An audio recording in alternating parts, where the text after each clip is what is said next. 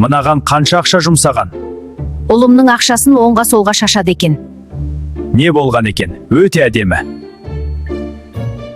Тадам, мінеки сюрприз. Жаным, сен ашасың ба? Ой, не бұл? Жарылам шыдамым жетпейді. Үндемей отырш сен. Шын ба? Или пранк ба?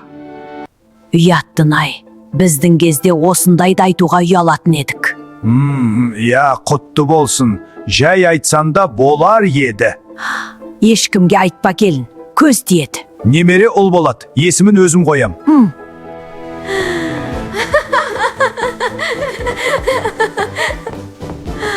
Мен ең бақыттымын.